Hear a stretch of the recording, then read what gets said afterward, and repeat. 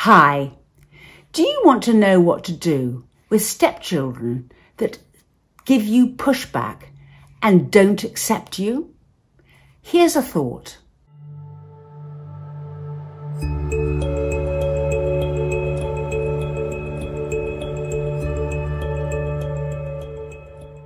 Subscribe to my channel and hit the notification bell, and I'll let you know every time I post.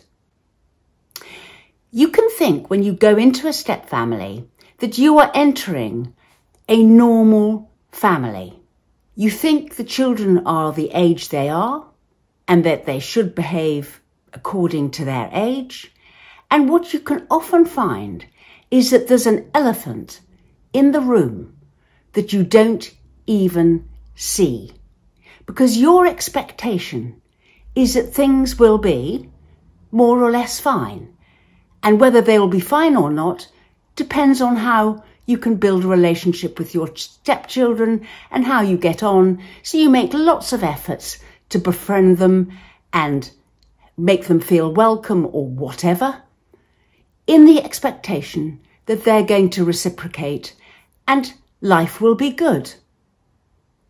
But you're not spotting the elephant in the room. If you get pushback to that approach, then you're not dealing with something where they don't like you necessarily. They don't like what you represent. And what you represent is a change to their life that they didn't ask for. Now, whether that's because their other parent has died, or whether or not it's because their parents got divorced or separated, it can be anything.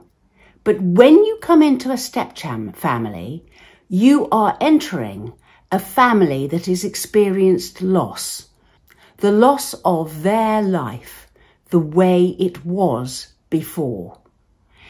But what's so difficult to appreciate is when you're starting out in a step family and you're looking forward to the future and you think everything's going to be all right and you're investing in the children in the hope that things will be good, when they're not, you can't understand it. You don't see that what the change that has happened in their life is anything to do with you. After all, you know, we all have to move on, and after a set period of time, surely it's possible for people to move on.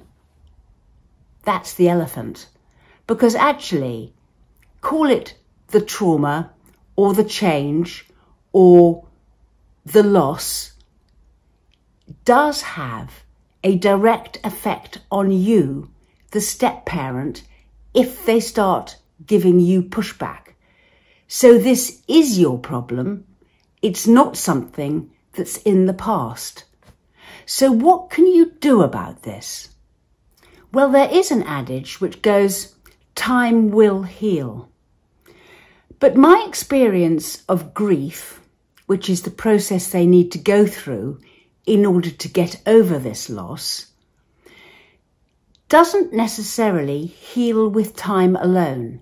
I know people who've lost their partner to death or whatever. They never, not until the end of their life and beyond, get over the death of their partner.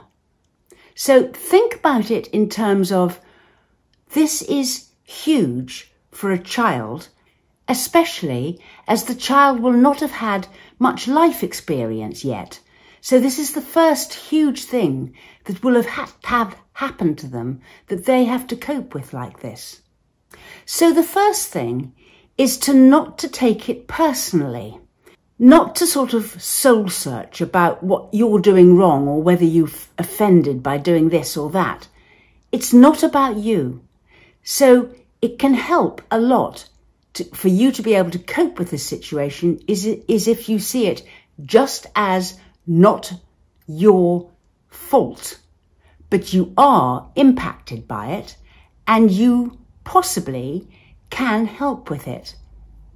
The second thing is name it and see how you get on with just saying, It must be very sad for you to be whatever, and name the change or name the loss and just see the response in the child. They may dismiss the response. They may shut down, but watch their eyes and their body posture. That communicates more than words. Just watch how they respond. It's really tough what they're going through, and explain that you understand how difficult it must be for them. And then see if you can't help the child to express their feelings. Sometimes it's difficult for them to express their feelings to either of their parents, especially in the case of a divorce. Now, I'm not saying that you can do this, and I'm not saying that the stepchild will respond as you would want them to, but it is worth having a go, because although this problem wasn't caused by you, it is having an effect on you, and sometimes this is all the stepchildren need in to be able to sort of express and voice and share with somebody their emotions and their feelings. And then the stepchildren, can begin to feel a whole load better. It is also probably worth saying that if you feel as though this is the problem that your stepchild has, it may be worth engaging a professional counsellor to help them. But of course that will require the permission from both their parents. But it is worth, from your point of view, knowing two things. This is not you. This is not a personal attack on you. This is the elephant in the room. This is the trauma that they've experienced. So this isn't a negative towards you, and you can rise above that and not take it personally. And secondly, you can understand that it might be worth just having a go to help your stepchildren express what they're feeling by talking to them and naming it and helping them to get it out, and then they themselves can feel a lot better, which in turn will help you. Have a go if you think you can. But this elephant in the room is a much bigger problem and exists in step families and makes step families different from regular families. We run workshops, sessions, an email response service, and we write booklets. Look in the description box below for links to our social media and website.